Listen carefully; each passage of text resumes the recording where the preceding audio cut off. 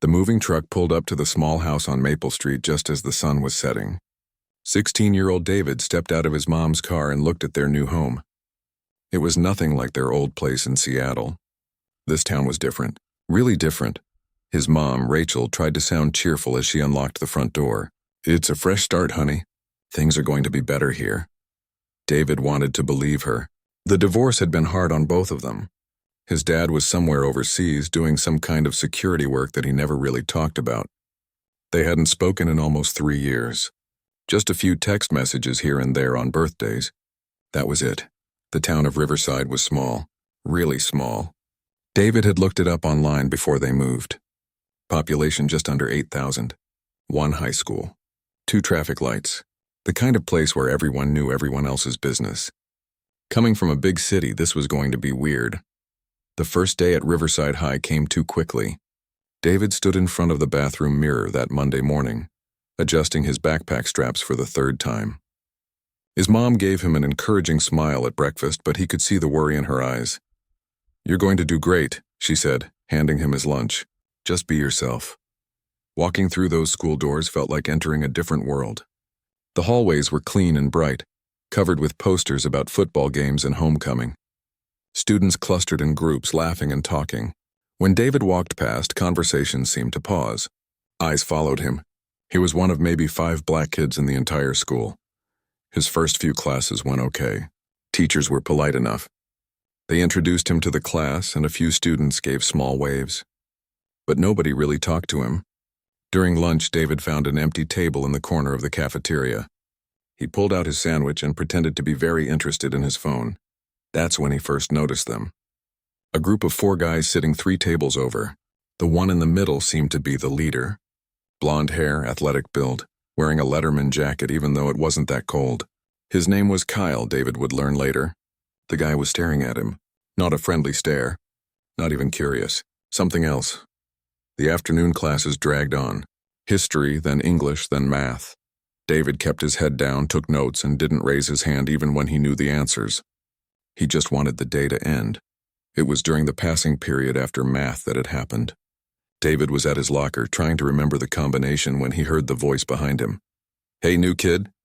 He turned around. It was Kyle and 2 of his friends from the cafeteria. "Yeah?" David said, trying to sound casual. "You lost? The city's that way." Kyle pointed toward the exit and smirked. His friends laughed like it was the funniest thing they'd ever heard. David felt his chest tighten. He knew that tone. He'd heard it before, but never at his old school. "I'm not lost. I go here now." "That's too bad," Kyle said, his smile disappearing. "This school was doing just fine without people like you." The words hit harder than David expected. He wanted to say something back, something smart or tough, but his throat felt tight. Instead, he just turned back to his locker. Behind him, he heard them walk away, still laughing. The rest of the week followed the same pattern. Whispers in the hallway. Stares during lunch. Kyle and his group were always nearby, watching. On Wednesday, David found his locker had been messed with. Someone had stuck a piece of paper inside that said, "Go home," in big block letters. He crumpled it up and threw it away, looking around to see if anyone was watching. Several students glanced away quickly. His mom noticed something was wrong by Thursday evening. David had barely touched his dinner. "How's school going?" she asked, trying to sound casual. "It's fine," David lied. "Just different from Seattle. Making any friends?" "Not really. But it's only been a week. Takes time, right?" Rachel reached across the table and squeezed his hand. "If anything's wrong, you can tell me." "You know that, right?" David nodded, but he didn't say anything else. What was she going to do? March into school and demand they be nicer to him? That would only make things worse. By the 2nd week, the harassment got more direct. Kyle started making comments loud enough for David to hear, but quiet enough that teachers wouldn't catch it. Things like wrong neighborhood when David walked past in the hallway. Or diversity hire when David answered a question in class. The worst part wasn't even Kyle and his friends. It was everyone else. The other students who saw what was happening and just looked away. The teachers who seemed uncomfortable but didn't want to make a big deal out of it. The whole town felt like it was holding its breath, waiting to see what would happen. David tried to focus on his schoolwork. He'd always been a good student, and his grades were one thing he could control. Math came easy to him. So did science. He spent lunch periods in the library, pretending to study but really just hiding. 3 weeks into the new school year, things escalated. David was walking home after school, taking the shortcut through the park like he did every day. He heard footsteps behind him and turned to see Kyle and his 3 friends following about 20 feet back. His heart started racing. David picked up his pace. So did they. He thought about running but didn't want to show fear. Instead, he kept walking, trying to stay calm, his phone clutched in his hand. They didn't do anything that day. Just followed him all the way to his street, then turned around and left. But the message was clear. They knew where he lived. That night, David lay in bed staring at the ceiling. He thought about telling his mom. He thought about calling his dad, even though they barely talked. But what would he even say? That some guys at school didn't like him? That he was scared? It felt embarrassing to admit. On Friday morning, David opened his locker to find another note. This one was different. Written in red marker, it said, "You don't belong here. Leave before you get hurt." His hands shook as he held the paper. This wasn't just mean words anymore. This was a threat. A real threat. David looked around the hallway. Students rushed past, grabbing books, heading to class. Kyle stood at the end of the hall with his friends, watching. When their eyes met, Kyle smiled and drew a finger across his throat. That's when David knew things were going to get worse. Much worse, and he had no idea what to do about it. He crumpled the note and shoved it deep in his pocket, grabbed his books, and headed to class. His mind was racing. Should he tell someone? Would they even believe him? Would it just make the situation worse? The school day felt endless. Every corner he turned, every class he walked into, David felt eyes on him, judging him, waiting for something to happen. When the final bell rang, David didn't feel relief. He felt dread, because now he had to walk home, through that park, past those streets, and he had no idea if Kyle and his friends would be waiting. David made it home that Friday afternoon without incident. Kyle and his friends weren't at the park, but that almost made it worse. The waiting, the not knowing when something would happen. His mom was in the kitchen when he walked in, sorting through boxes they still hadn't unpacked. She looked up and smiled, but it faded when she saw his face. Rough day? Yeah, just tired. David headed straight for his room before she could ask more questions. He pulled the crumpled note from his pocket and stared at it. The red marker seemed to bleed across the paper.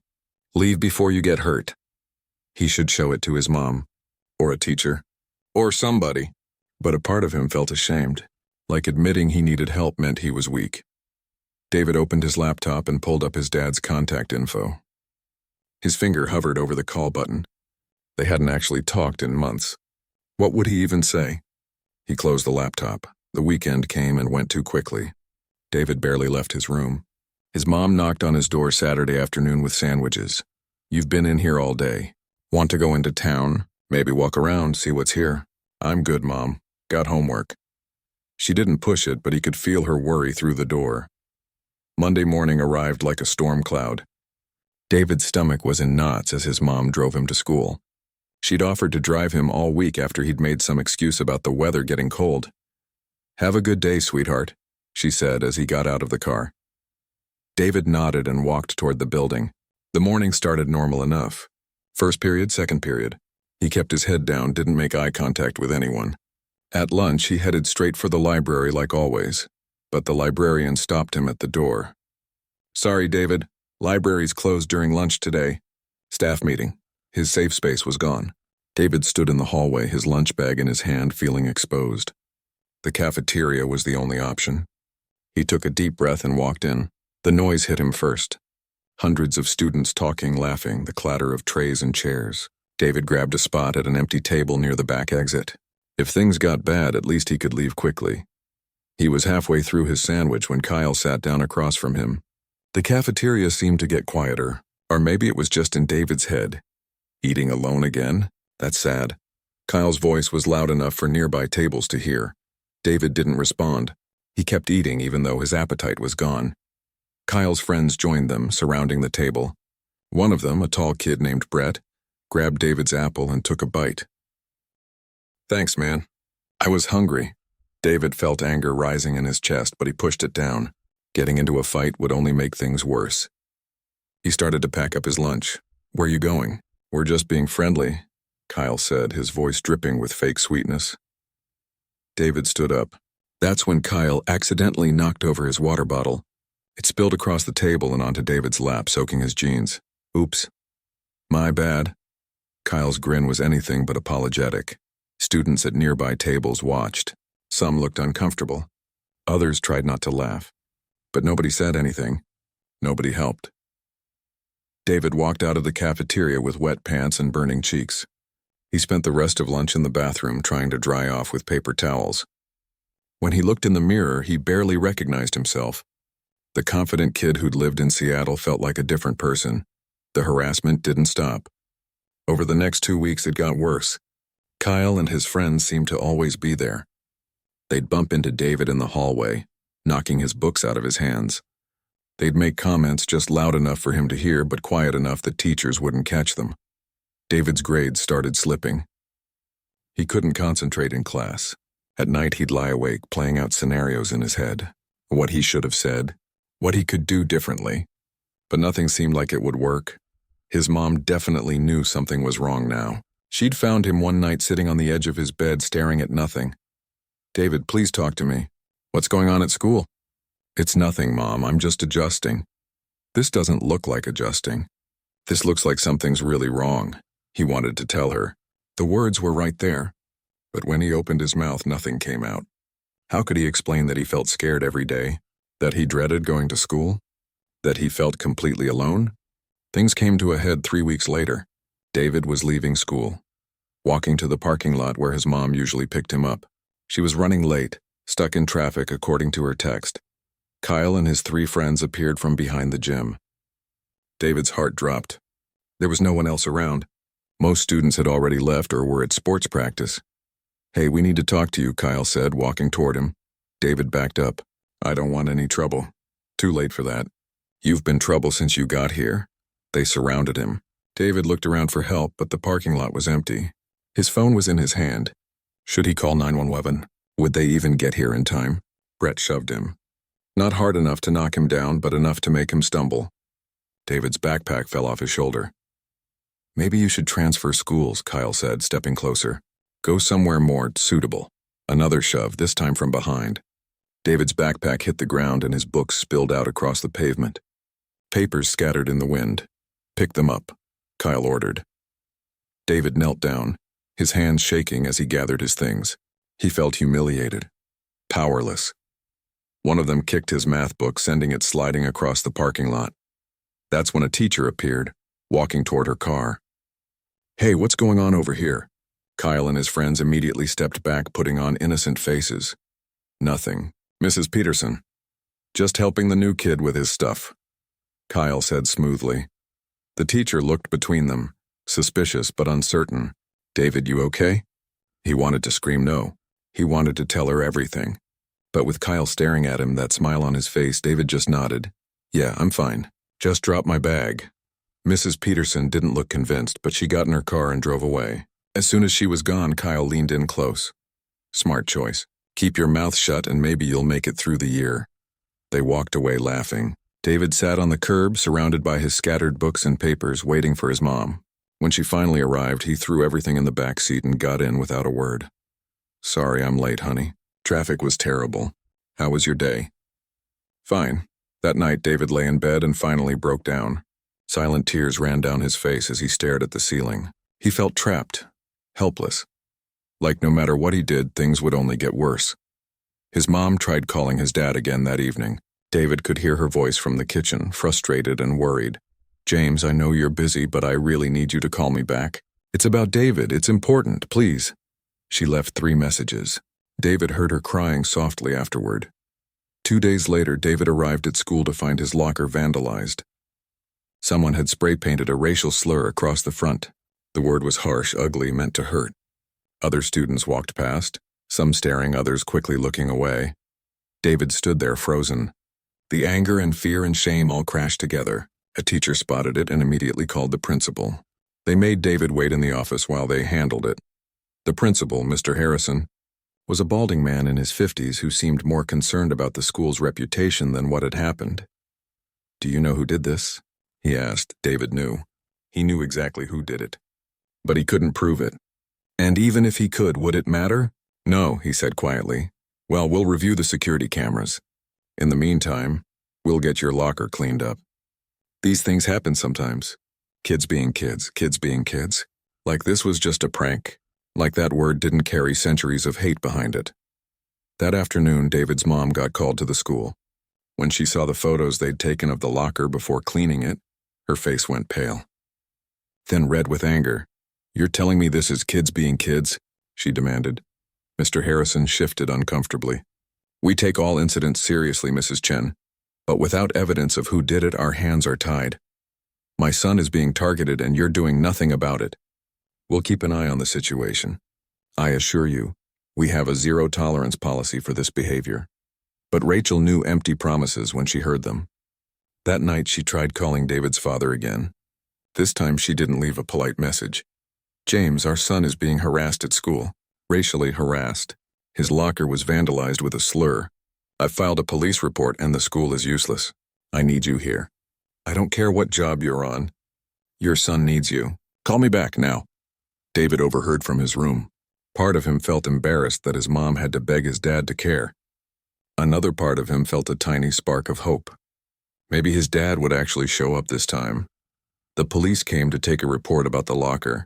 The officer was friendly enough but didn't seem to think it was a big deal. Probably just teenagers, he said. Unlikely they'd find who did it. That night, David looked at the note he'd saved from weeks ago. Leave before you get hurt. He hadn't left. And now things were exactly what the note had promised. Worse even. He pulled out his phone and finally typed a message to his dad. Just 3 words, I need help. He hit send before he could change his mind. The message showed as delivered. Then after a few minutes it showed as read, but no response came. David set his phone down and stared at the ceiling, feeling more alone than ever. 3 days passed after David sent that message to his dad. 3 days of checking his phone every few minutes. 3 days of nothing. David had almost given up hope when his mom knocked on his door Thursday evening. David, your father just called. He's coming home. David sat up on his bed. What? When?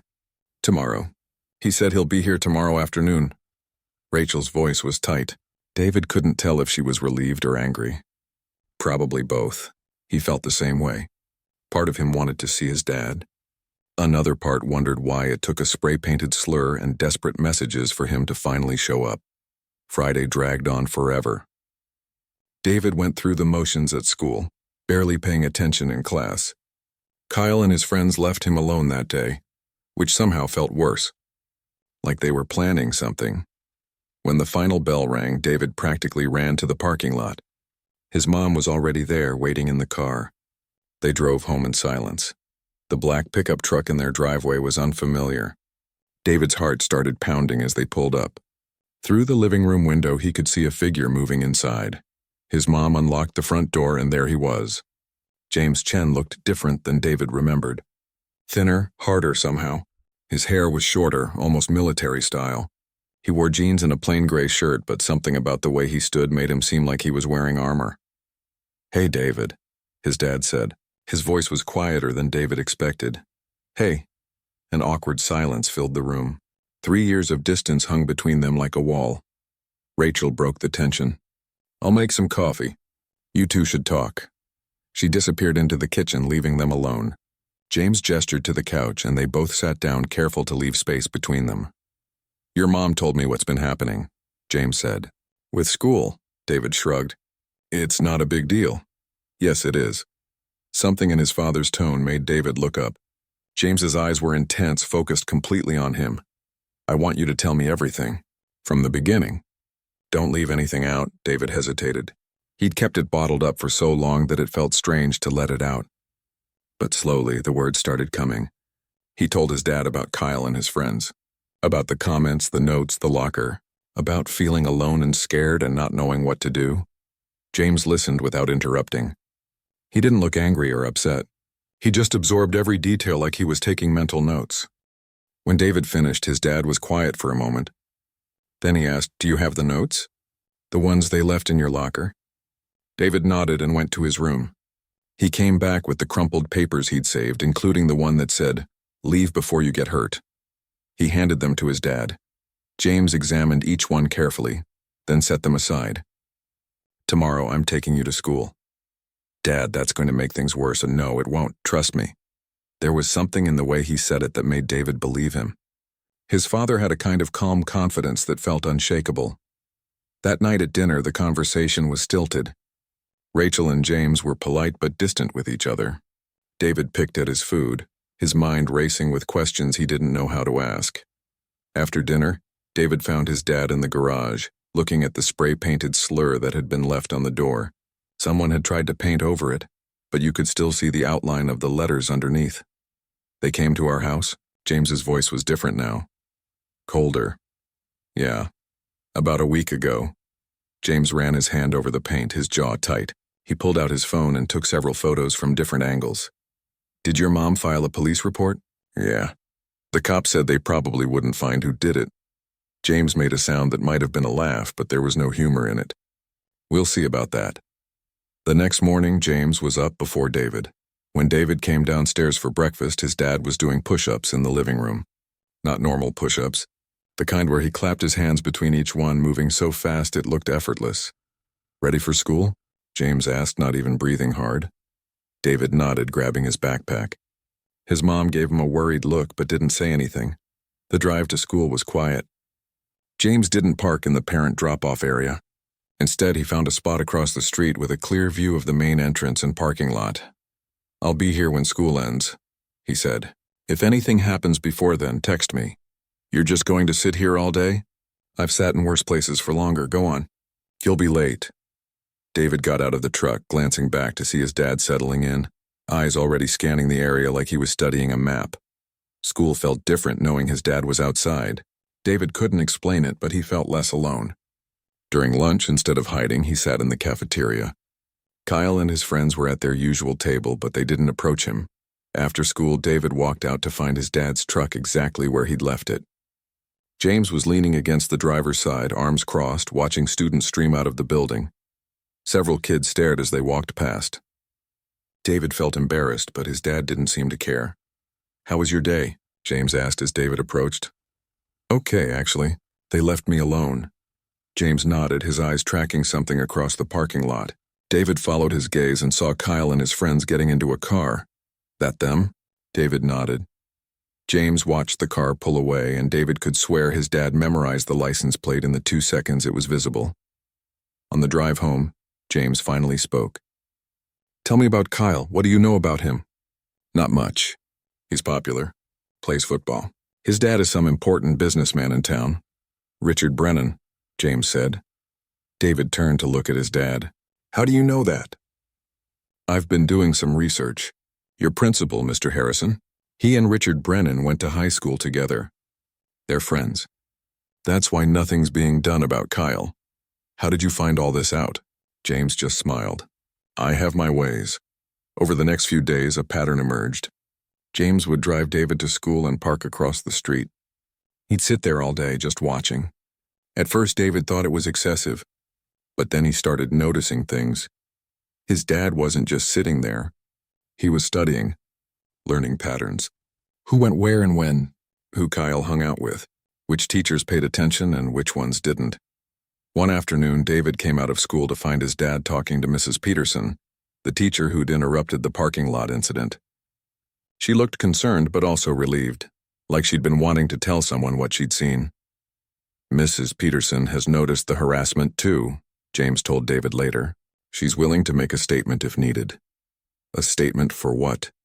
"You'll see." That weekend, James took David for a drive. They ended up at a park on the edge of town. His dad pulled 2 water bottles from a cooler in the back of the truck and handed one to David. "Want to walk?" They followed a trail that wound through the trees. For a while, neither of them spoke. Then James said, "I know I haven't been around. That's on me, not you." "Never you." David didn't know what to say. "The work I do," James continued. "It takes me away for long stretches. I told myself that was okay, that providing for you guys was enough, but I was wrong." "What kind of work do you do exactly?" James was quiet for a moment. "Security. High-level stuff. I can't talk about most of it." "Were you in the military?" "Yeah, for a long time." David wanted to ask more, but something in his dad's tone said that was all he was going to get. They reached a clearing with a view of the valley below. James sat on a fallen log and David joined him. "I'm going to tell you something important," his dad said. "What's happening to you at school, it's not your fault. You didn't do anything wrong by existing, by being who you are. The problem is them, not you. You understand?" David nodded, feeling a lump in his throat. "But understanding that doesn't make it hurt less, does it?" "No," David said quietly. James put a hand on his shoulder. "We're going to fix this. Not by fighting. Not by running away. But by being smarter than they are. How? Watch and learn." The next week at school, things got weird. David noticed his dad wasn't just parking across the street anymore. Sometimes the truck would be in different spots. Sometimes David wouldn't see it at all, but he'd get a text from his dad saying, "I'm here." Kyle and his friends seemed nervous. They still glared at David, but they kept their distance. It was like they sensed something had changed, but couldn't figure out what. On Wednesday, David saw his dad talking to the owner of the convenience store near school. On Thursday, he spotted him having coffee with someone in a suit at the diner downtown. "What are you doing?" David asked that evening. James was at the kitchen table, typing on his laptop. "Building a case." "A case for what?" "You'll see. Be patient." Friday afternoon, David's mom got a call from Mr. Harrison asking her to come to the school Monday morning for a meeting. When she asked what it was about, he was vague. Just said it was important and that David's father should come too if possible. That night, David lay in bed trying to figure out what was happening. His dad had been in town for 2 weeks and somehow everything felt different. The fear that had been crushing him for months felt lighter. Not gone, but manageable. He heard his parents talking downstairs. Their voices were low, but he caught fragments. "Are you sure about this?" his mom asked. "I'm sure," his dad replied. "They picked the wrong kid to mess with." David smiled in the darkness. For the first time since moving to Riverside, he felt like maybe things were going to be okay. His dad was here, and something told David that Kyle and his friends had no idea what was coming. Monday morning arrived with dark clouds hanging over Riverside. David woke up to find his dad already dressed, sitting at the kitchen table with a thick folder in front of him. "What's that?" David asked, pouring himself cereal. "Everything we need," James replied, tapping the folder. "Your mom and I are meeting with the principal at 9. You'll be in class." Rachel came downstairs wearing her best business outfit. She looked nervous but determined. "Are you sure about this, James?" "Positive. Trust me." The drive to school was tense. David kept glancing at the folder his dad held. What could possibly be in there? His parents dropped him off at the main entrance, and David watched them walk toward the administrative office. His stomach was in knots all through first period.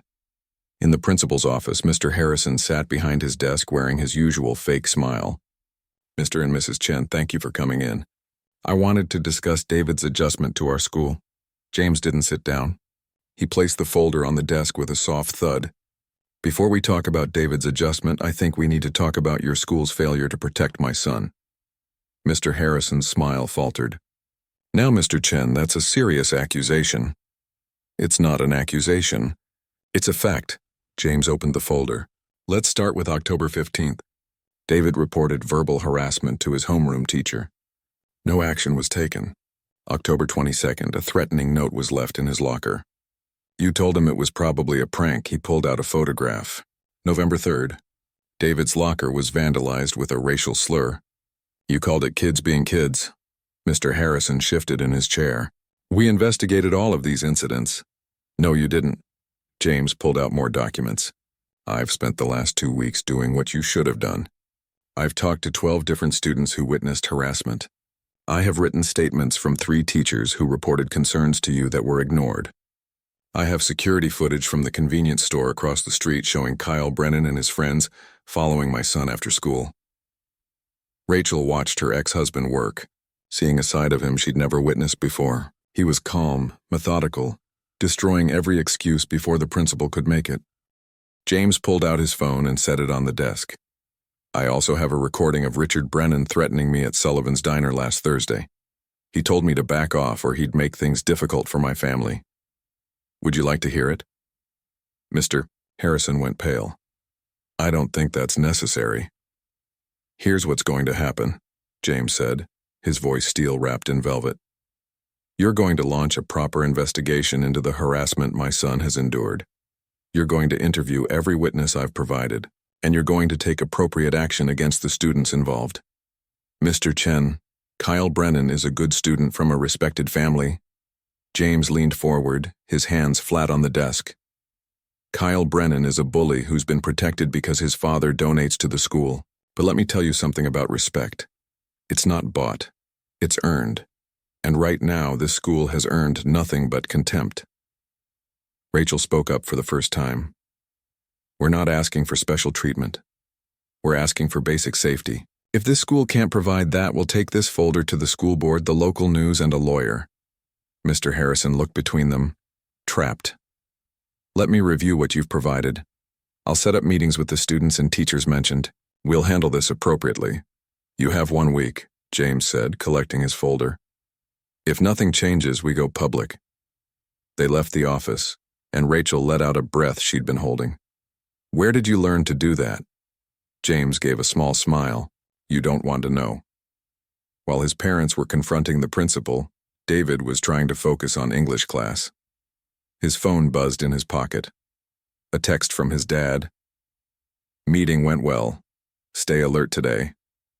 What did that mean? David didn't have to wait long to find out. Kyle wasn't in third period. Neither were Brett and the other 2 guys who usually followed him around. By lunch, word had spread that they'd been called to the principal's office. All 4 of them. Together. David sat in the cafeteria, his lunch untouched. Other students kept glancing at him, whispering. Some looked curious, others looked nervous. A girl named Amy from his math class actually sat down at his table. Hey, she said quietly. I just wanted to say I'm sorry for not saying anything before about Kyle and those guys. David was surprised. It's okay. No, it's not. A lot of us saw what was happening. We should have said something. She paused. I heard they're in serious trouble, like suspension-level trouble. David's heart raced. Could it be true? The rest of the day crawled by. David kept expecting Kyle to appear, angry and looking for revenge, but he never saw him. When the final bell rang, David headed outside to find his dad's truck in the usual spot. James was leaning against the hood, arms crossed. But he wasn't alone. 2 police officers stood next to him, talking. As David approached, they nodded to his dad and walked toward their patrol car. What's going on? David asked. Get in. I'll explain on the way home. Once they were driving, James finally spoke. The school is conducting a formal investigation. Kyle and his friends are suspended pending the outcome. The police are also investigating the vandalism to our garage. How did you make all this happen? James glanced at his son. I didn't make anything happen. I just made sure the right people saw what was already there. Evidence, facts, things that can't be ignored. But how did you know what to look for? How did you find all those witnesses? His dad was quiet for a moment. I spent 22 years in the Navy. Most of it as a SEAL. My job was to gather intelligence, assess threats, and neutralize them. Usually in places where nobody wanted to help and everyone wanted us gone. David stared at his father. You were a Navy SEAL? Still am, technically. Just not active duty anymore. Why didn't you ever tell me? James pulled into their driveway and turned off the truck. Because that part of my life, it's complicated. I've done things I can't talk about in places I can't mention. I thought keeping you separate from all that was protecting you. I was wrong. They sat in the truck, the engine ticking as it cooled. A SEAL, David said, still processing. That's why you were overseas all the time. Yeah. Contract security work now, but same kind of operations.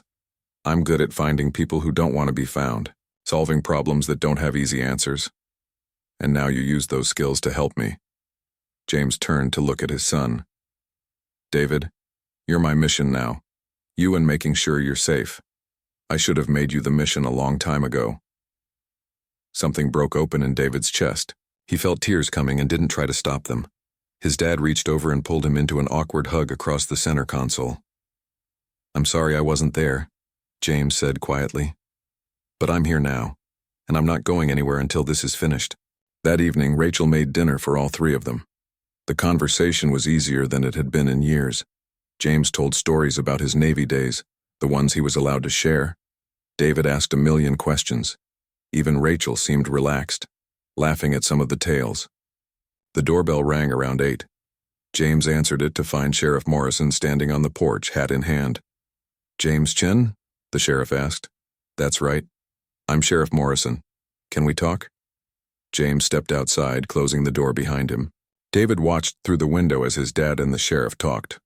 At first, the sheriff seemed aggressive, gesturing with his hands. But as James spoke, pulling out his phone to show him something, the sheriff's posture changed. He looked uncomfortable, then concerned, then almost apologetic. The conversation lasted about 15 minutes. When James came back inside, he looked satisfied. "What was that about?" Rachel asked. "The sheriff wanted to warn me about making trouble in town. I showed him the evidence I've collected and explained that I'm not making trouble. I'm fixing it." He understood. "What did you show him?" James smiled. "Let's just say the sheriff didn't know that Richard Brennan's business has been under federal investigation for tax fraud, or that Kyle has been involved in 3 similar harassment incidents at his previous school that were covered up. Information is power, Rachel, and I've always been good at gathering information." David went to bed that night feeling something he hadn't felt in months. Hope. Real hope. His dad wasn't just bigger or stronger than the bullies.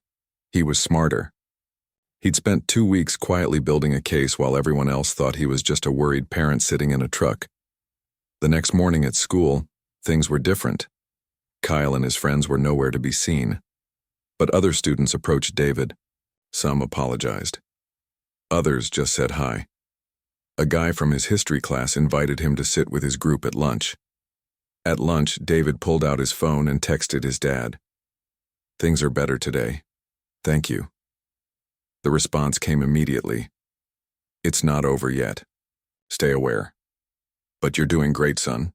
That afternoon, Mr. Harrison called another meeting. This time, David was invited. His parents sat on either side of him as the principal explained the results of the investigation. Based on witness testimony and evidence provided, Mr. Harrison said, clearly uncomfortable, "We're recommending expulsion for Kyle Brennan and Brett Morrison. The other 2 students involved will face suspension and mandatory counseling." "What about the other incidents?" Rachel asked. "The students who were harassed before David?" Mr. Harrison cleared his throat. "We're reviewing those cases as well. Changes will be made to our harassment reporting procedures." James leaned forward. "We want that in writing. The policy changes, and we want monthly reports on their implementation. That's highly unusual. So is failing to protect students from racial harassment. We can do this cooperatively, or we can let the school board and the media decide. Your choice." Mr. Harrison agreed to their terms. Walking out of the school, David felt like a weight had been lifted off his shoulders. In the parking lot, he turned to his dad. "How did you know what to do? How to handle all of this?" James put a hand on his son's shoulder. "In my line of work, you learn that the best battles are the ones you win without throwing a punch. You gather intelligence. You understand your enemy. You find their pressure points. And then you apply pressure until they have no choice but to surrender. You make it sound easy. It's not. But I've been doing it for a long time." He paused. "And David, you're stronger than you think. You survived months of this before I showed up. That takes real courage." David felt his chest swell with pride. For the first time in his life, he understood his father. Not completely, but enough. Enough to know that the quiet man who'd been absent was actually someone who spent his life solving impossible problems. And now he'd solved this one. But as they drove home, James kept checking his mirrors, his eyes scanning the streets. David noticed. "Is something wrong?" James's jaw tightened.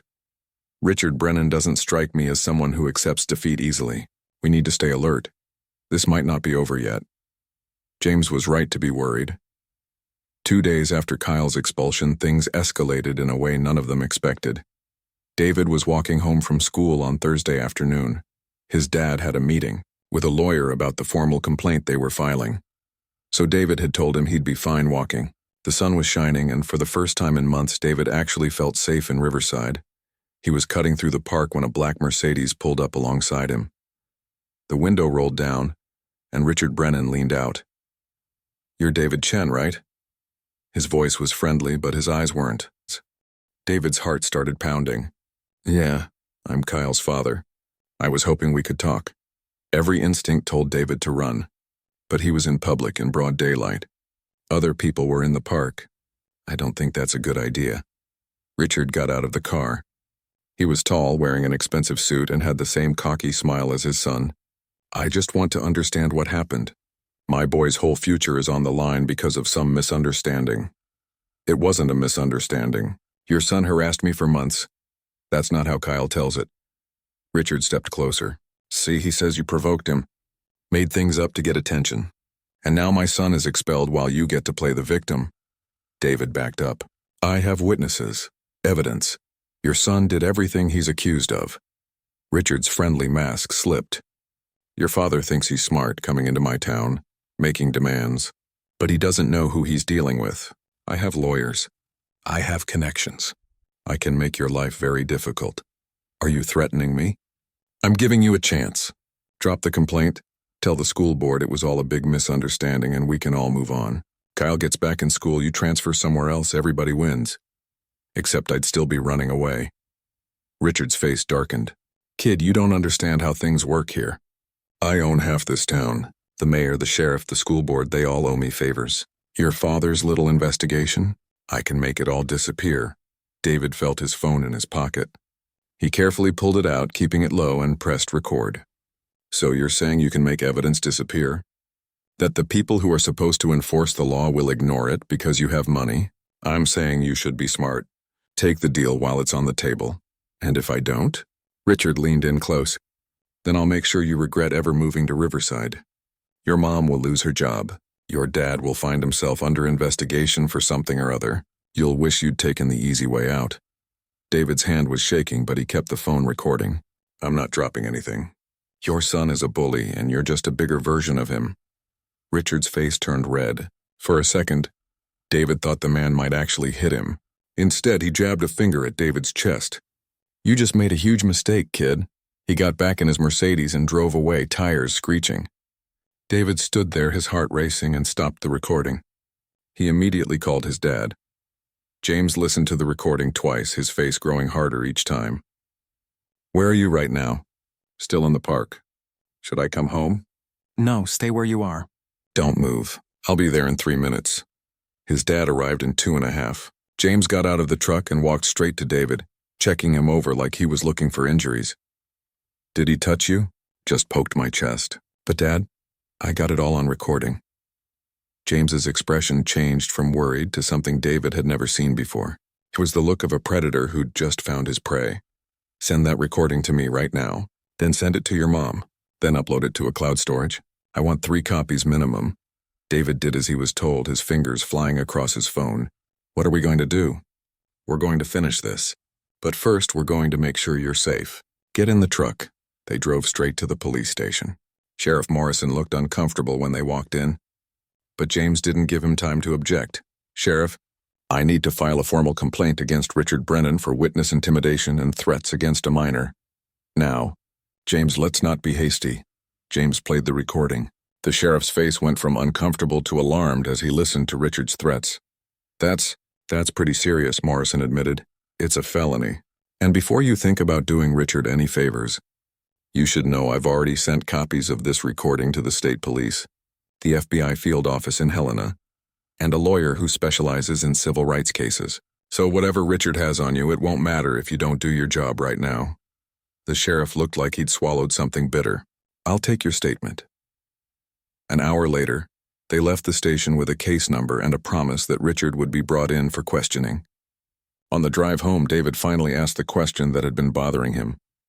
"Dad, how did you know Richard would try something like this?" James kept his eyes on the road. "Because men like him always do. They're used to getting their way through intimidation and money. When that doesn't work, they get desperate. I was counting on him making a mistake. You wanted him to threaten me. I wanted him to reveal who he really is. And he did. Now we have him on record, and there's no way he can spin this. The lawyer I met with today, he's going to have a field day with this." David realized his dad had been playing chess while everyone else was playing checkers. You set this up. I created the conditions. Richard made his own choices. That's on him. That evening, the story broke. Someone leaked the recording to the local news. By 9 o'clock, Richard Brennan's threats to a teenage boy were the top story. By 10, state police had arrived to take over the investigation. David watched the news with his parents, still processing everything that had happened. His phone kept buzzing with messages from classmates, most of them supportive. "This is going to get messy," Rachel said. "The whole town is going to be talking about this." James nodded. "Let them talk. The truth is out there now. They can't bury it." The next morning, David woke up to find news trucks outside their house. His dad handled them, giving a brief statement about standing up to bullying and corruption while keeping David out of sight. School was surreal. Everyone knew what had happened. Teachers looked at David with a mixture of sympathy and respect. Students who'd ignored him for months now wanted to talk. Some apologized for not speaking up sooner. Others just wanted to be associated with the kid who'd stood up to Richard Brennan. At lunch, David sat with a group of students who actually seemed to want him there. Amy from math class was there, along with some others who'd witnessed Kyle's harassment. "You're kind of a hero now," Amy said. "Taking down the Brennans like that." David shook his head. "I didn't take down anyone. I just told the truth. My dad did the hard part. Still, took guts." That afternoon, Mr. Harrison called an assembly. He stood at the podium looking tired and older than usual. "As many of you know, recent events have highlighted serious failures in how this school handles harassment and bullying. I take full responsibility for those failures, effective immediately. We're implementing new policies for reporting and investigating all complaints. No student will be ignored. No complaint will be dismissed because of who's involved." He paused, looking directly at David. "We failed David Chen. We failed other students before him. That ends now. This school should be a safe place for everyone, regardless of where they come from or what they look like. And we're going to make sure it is." The assembly ended with scattered applause. It wasn't much, but it was a start. A week later, Richard Brennan resigned from the school board and several other positions in town. The investigation into his business practices was expanding. Kyle was enrolled in a private school 2 towns over. James sat David down in the living room one evening. "I need to go back to work soon. My contract is up for renewal and I've been away too long." David felt his chest tighten. "How long will you be gone?" "Not as long as before. And I'll be back more often. I promise." James put a hand on his son's shoulder. "But more importantly, you don't need me here to handle this anymore. You're stronger than you were when I arrived. You know how to stand up for yourself now. Because you showed me how. No, you always had it in you. I just helped you see it." They sat in comfortable silence for a moment. Then David asked, "Can you teach me some of that stuff you know? The SEAL stuff?" James smiled. "Some of it. The parts that'll keep you safe and help you think strategically. But David, you don't need to be a warrior. You just need to be you. That's enough." 2 months later, David stood in the gym during the winter assembly. The principal was announcing a new student council position focused on anti-bullying initiatives. Several students had nominated David for it. He looked out at the crowd of students. Some were the same ones who'd looked away when Kyle had harassed him. Others were new friends who had his back. In the back of the gym, his mom stood with her phone out recording, and next to her, on one of his brief visits home, was his dad. James gave him a small nod. David accepted the nomination. Not because he wanted attention or revenge, but because he understood now that staying silent helped nobody. That speaking up, even when it was hard, was how things actually changed. After the assembly, students crowded around him with questions and ideas. Amy suggested starting a peer mediation program. Someone else wanted to create a reporting app for harassment.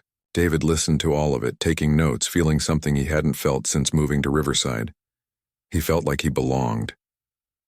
That night, his dad stopped by before flying out for his next contract. They sat on the porch watching the stars come out. "You proud of me?" David asked every single day, but especially today. James stood up to leave. "Remember what I taught you? Gather information. Understand the situation. Find the right pressure points. Most problems can be solved without throwing a punch. And if they can't," James grinned, "then you call your old man and we'll figure it out together."